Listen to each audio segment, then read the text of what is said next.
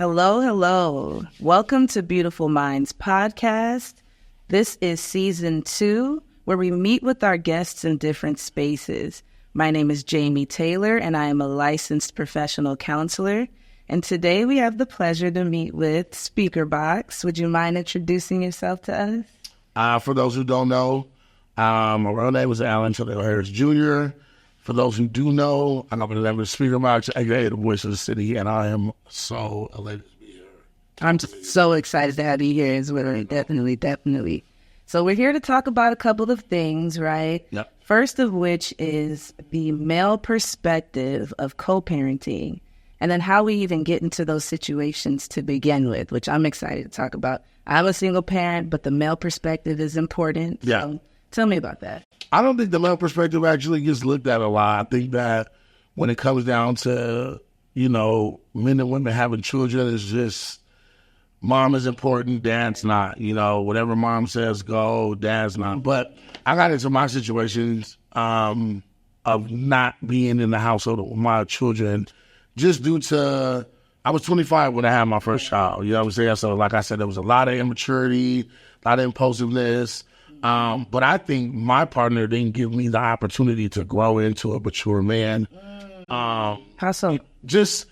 Anything and everything was off bets, like financials. Like nobody is financially where they want to be at 25. You know what I'm saying? Right. Sure. And that is one of the biggest reasons why we, split up. It was more of, I could see myself as a man drowning and needed help from my partner, and it wasn't happening. Or we would argue about budgeting, and it's like, we live in California. You know what I'm saying? The sentence in California is, if you have one child, you need 2 incomes. I'm not a doctor, I'm not a lawyer, I'm not anything like that. So realistically, I was depending on, my partner to help me out, and it was just certain things that she wasn't willing to do at the time. And with me, like I said, being impulsive, and just being like, you know what, well, forget it. If we're not going to see eye to eye on this, I'm going to go ahead and I'm going to go and I'm going to try to make my way. But I don't think that, me being who I am now, I would have actually seen who I am had I been there. It made my why greater. Yeah. You know what I'm saying? That's true. I'm not there as much as I should be physically because they're in Arkansas. Okay. My two children are in Arkansas. I was never going to Arkansas at all. You know what I'm saying? I don't know for what reason why I was going to Arkansas. Right. But it makes my why bigger, and I know that that's what I'm pushing for. So the aspect of the male vision of co-parenting, I think it should just be important on both ends. For sure. Both ends should be equally looked at. No, for sure. So speaking of that, when it comes to vulnerability, right, and allowing ourselves to be seen fully, you said you had some needs that weren't being met. Help us understand that male perspective. What did you need trying to raise kids, co-parent? You're 25, finances are strained.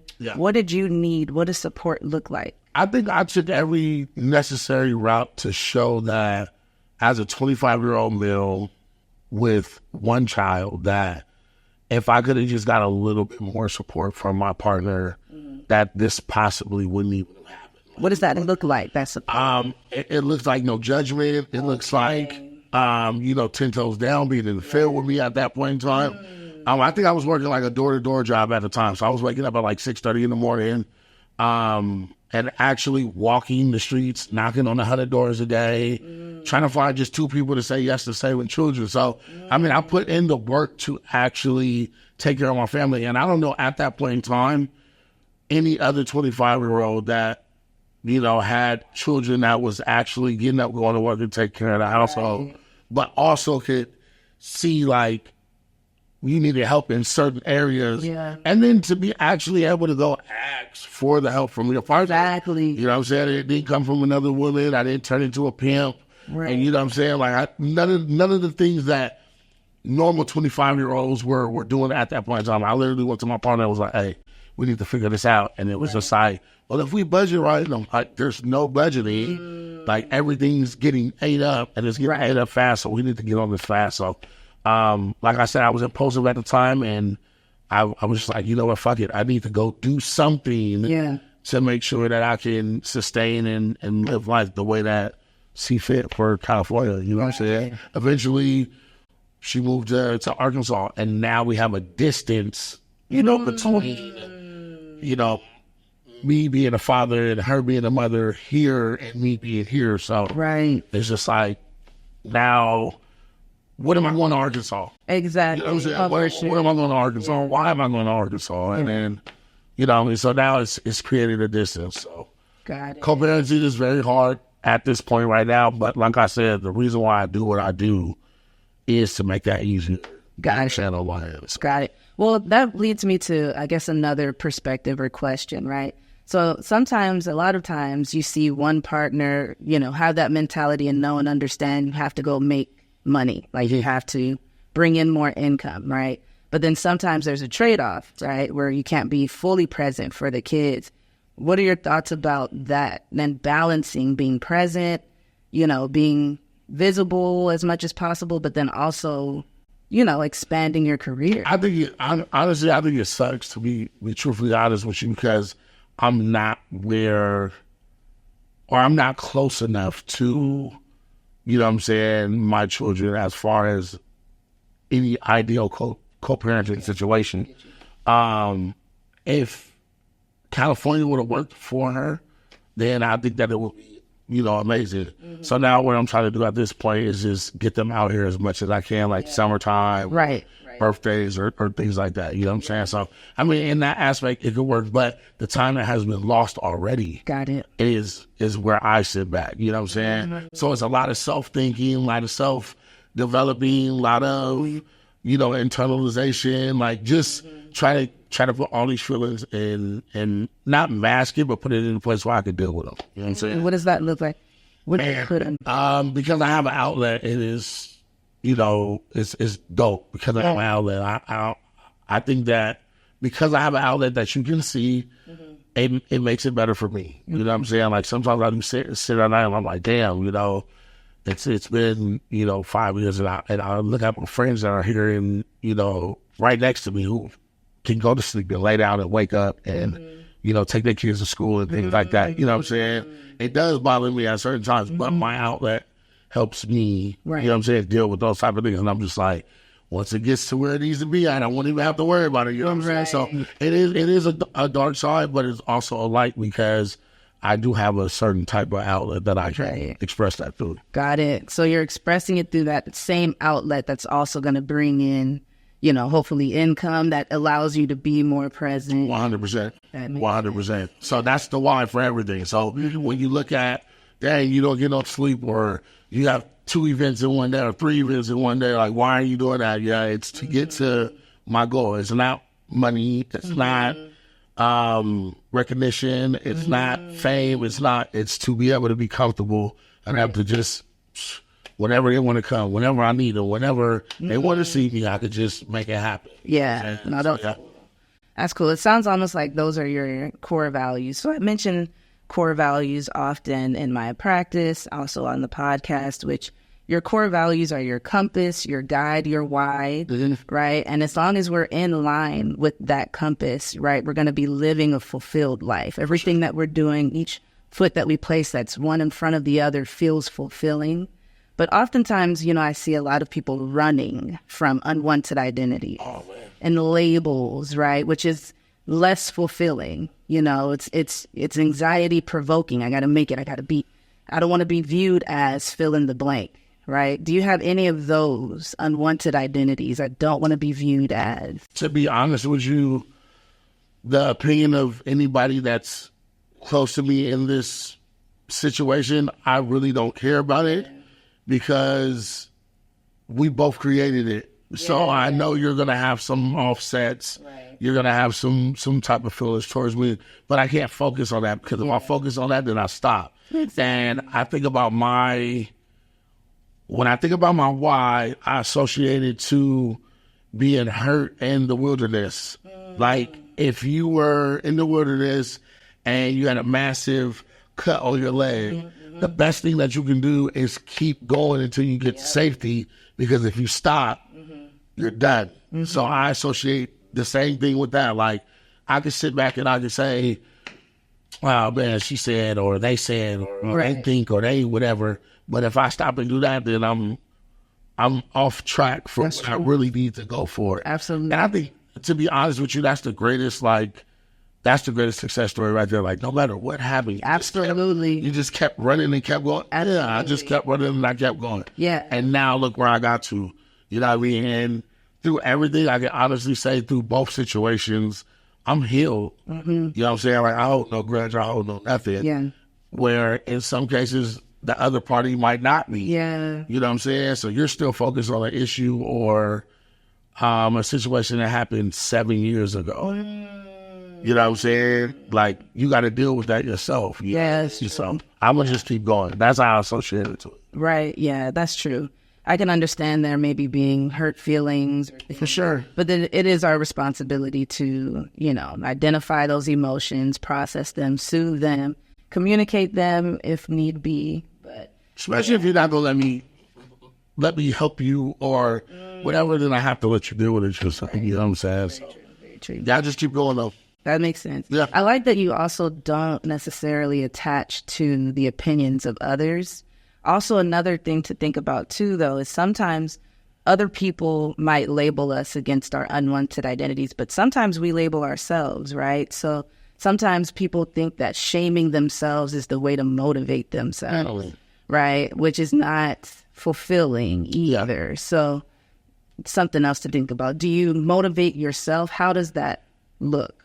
I think the high power has me in a dope space because I could not use that tactic to motivate me. Like, I have to be in front of so many different energies and so many people, and then I have to output a certain type of vibration and energy as well. Yeah. And it has to be a positive energy. Yeah. So I can't live in a situation where I'm smutting myself to motivate myself. Exactly. Like, that would go totally against who I am. So hell no.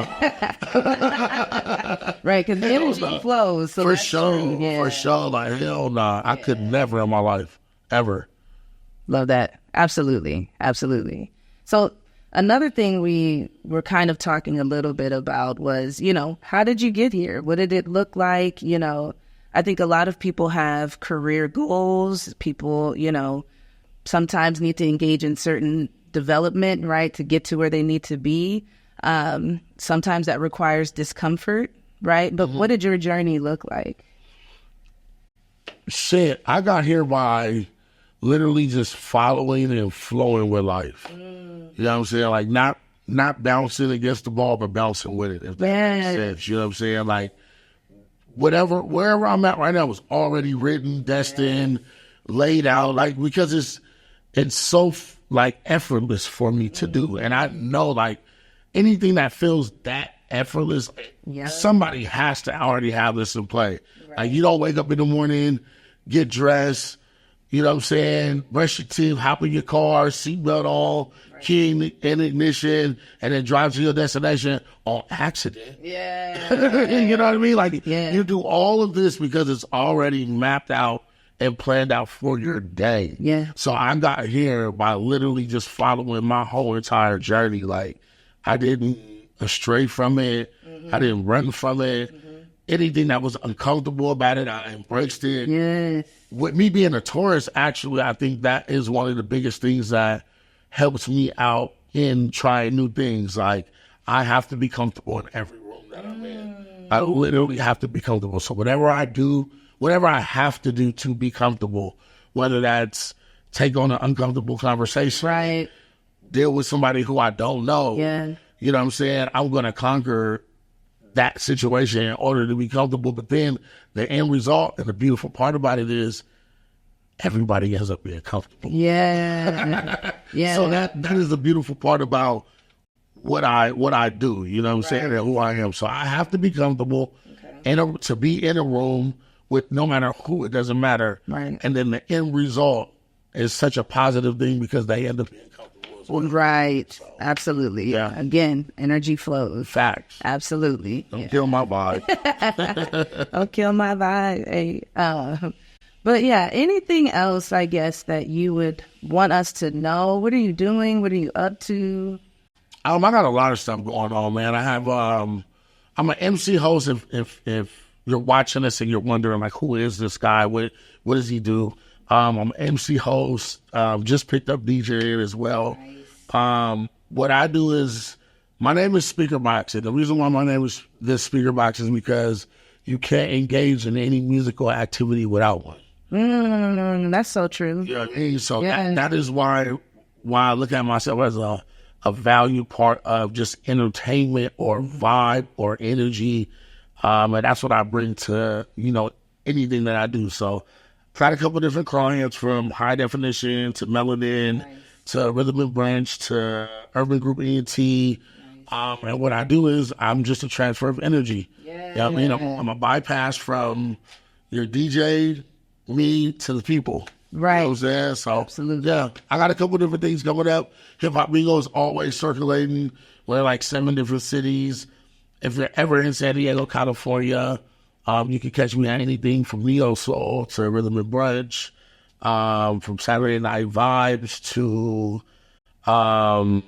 Sinful Sundays, anything I'm a part of in my city, or just as far as a party aspect. Like, nice. There, yeah, absolutely. So. Yeah, we know your voice, which is good. Absolutely. So where can we find you?